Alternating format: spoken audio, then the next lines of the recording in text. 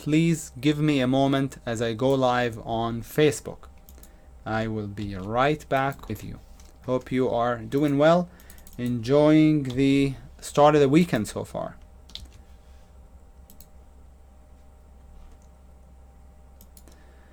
Buenos dias, Facebook. How are you doing? Sami Abusaad here with the Strategic Swing Trader on another weekly video on Bitcoin.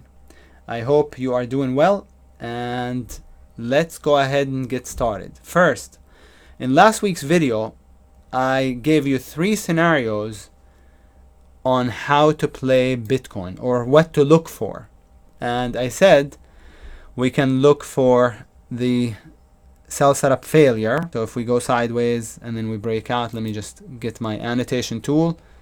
If we go sideways and break out, that would constitute an entry.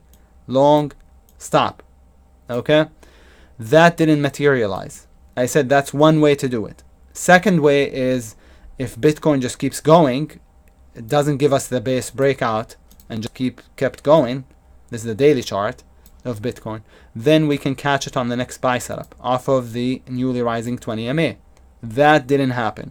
The third scenario I said is if we can get, if the sell setup here works and we get a double bottom. I said that's the least likely scenario, and to tell you the truth, it is the one that materialized. Okay, and unfortunately, if I had thought for sure that it was gonna happen, I thought it was the least likely. I would have actually shorted Bitcoin right here with a stop above. I would have actually shorted Bitcoin, but I didn't, because I didn't think it was going to happen. So now we do have the double bottom, but it's not good to play. You know why? Because we went sideways for 1, 2, 3, and today is the 4th day. Okay, so that makes the double bottom unplayable. The thing about a double bottom is you want it to be a sharp retest. So you want it to be a carving knife pattern. So let me just Google it. Carving knife. Carving fork, not carving knife. There it is. Okay, you want the retest to be sharp, like a carving fork. See this?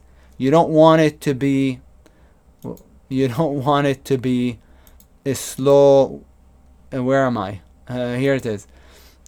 A base, and then and then it retests. When it bases here, it means it's setting up short one more time. But if it had dropped really hard, really fast, like so, check this out, then yes, I could have played the double bottom. But instead it dropped a little bit, went sideways, and now it's breaking down again, which means probably the short-term outlook is bearish and lower. Look at the declining 20 also. So Bitcoin still looks lower.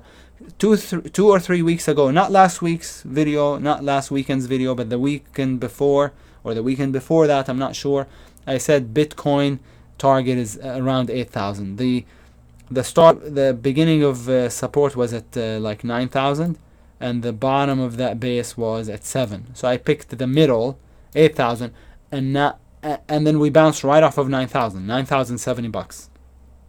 Okay, but now that we're back down, I think we're gonna go down to 8 or even 7.